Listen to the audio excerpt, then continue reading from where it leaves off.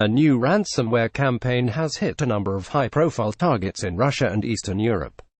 Dubbed Bad Rabbit, the ransomware first started infecting systems on Tuesday, the 24th of October, and the way in which organizations appear to have been hit simultaneously immediately drew comparisons to this year's WannaCry and Petya epidemics.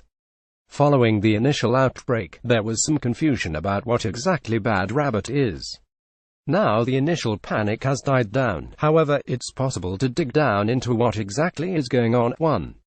The cyberattack has hit organizations across Russia and Eastern Europe. Organizations across Russia and Ukraine, as well as a small number in Germany and Turkey, have fallen victim to the ransomware. Researchers at Avast say they've also detected the malware in Poland and South Korea. Russian cybersecurity company GroupIB confirmed at least 3 media organizations in the country have been hit by file-encrypting malware, while at the same time Russian news agency Interfax said its systems have been affected by a hacker attack and were seemingly knocked offline by the incident.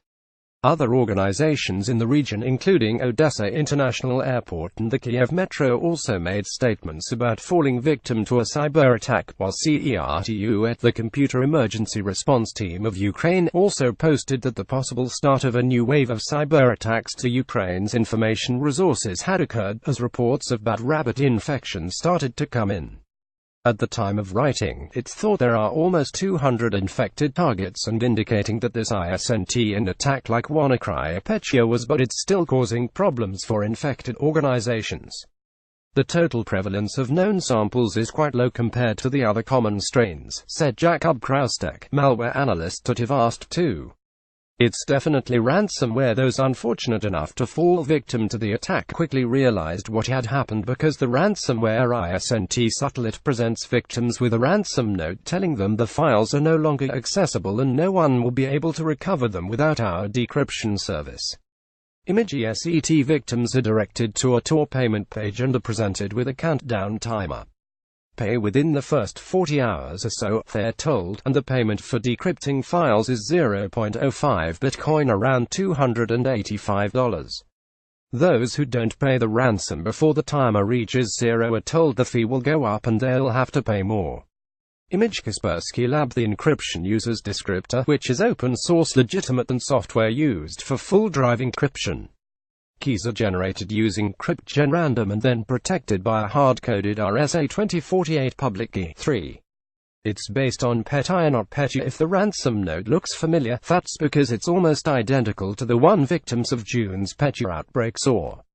The similarities aren't just cosmetic either. Bad Rabbit shares behind-the-scenes elements with Petya too. Analysis by researchers at CrowdStrike has found that Bad Rabbit and not Petya's DLL dynamic link library share 67% of the same code, indicating the two ransomware variants are closely related, potentially even the work of the same threat actor. 4. It spreads via a fake flash update on compromised websites. The main way Bad Rabbit spreads is drive-by downloads on hacked websites. No exploits are used, rather visitors to compromised websites, some of which have been compromised since June, are told that they need to install a flash update. Of course, this is no flash update, but a dropper for the malicious install. A compromised website asking a user to install a fake flash update which distributes Bad Rabbit. Image SET. Infected websites, mostly based in Russia, Bulgaria, and Turkey, are compromised by having JavaScript injected in their HTML body or in one of their JS files. 5. It can spread laterally across networks. Much like Petya, Bad Rabbit comes with a potent trick up its sleeve in that it contains an SMB component which allows it to move laterally across an infected network and propagate without user interaction, say researchers at Cisco Talos. What aids Bad Rabbit's ability to spread is a list of simple username and password combinations which it can exploit to brute force its way across networks.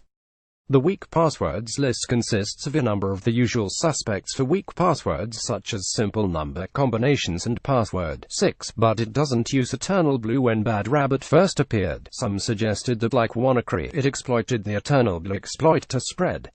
However, this now doesn't appear to be the case. We currently have no evidence that the Eternal Blue exploit is being utilized to spread the infection, Martin Lee, technical lead for security research at Talos, told ZDNet 7. It may not be indiscriminate at the same point following the WannaCry outbreak. Hundreds of thousands of systems around the world had fallen victim to ransomware. However, Bad Rabbit doesn't appear to indiscriminately infecting targets, rather researchers have suggested that it only infects selected targets. Our observations suggest that this been a targeted attack against corporate networks, said Kaspersky Lab researchers. Meanwhile, researchers at ESET say instructions in the script injected into infected websites can determine if the visitor is of interest and then add content to the page if the target is deemed suitable for infection.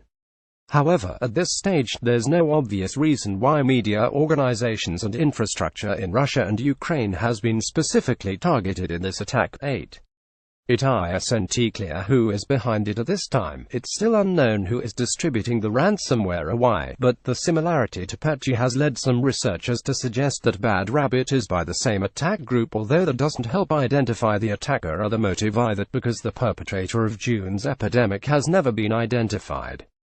What marks this attack out is how it has primarily infected Russia, Eastern Europe. Cybercriminal organizations tend to avoid attacking the motherland, indicating this unlikely to be a Russian group. 9. It contains Game of Thrones references. Whoever is behind Bad Rabbit, they appear to be a fan of Game of Thrones. The code contains references to Viserion, Drogon, and Rhaegal, the dragons which feature in television series and the novels it is based on. The authors of the code are therefore not doing much to change the stereotypical image of hackers being geeks and nerds. References to Game of Thrones dragons in the code. Image Kaspersky Lab. 10. You can protect yourself against becoming infected by it. At this stage, it's unknown if it's possible to decrypt files locked by Bad Rabbit without giving in and paying the ransom, although researchers say that those who fall victim should pay the fee, as it will only encourage the growth of ransomware. A number of security vendors say their products protect against Bad Rabbit. But for those who want to be sure they don't potentially fall victim to the attack, Kaspersky Lab says users can block the execution of file C Windows infpub.dat C Windows cscc.dat in order to prevent infection. Previous coverage. Bad Rabbit ransomware, a new variant of Petya, is spreading, warn researchers. Updated organizations in Russia, Ukraine and other countries have fallen victim to what is thought to be a new variant of ransomware. Read more on ransomware.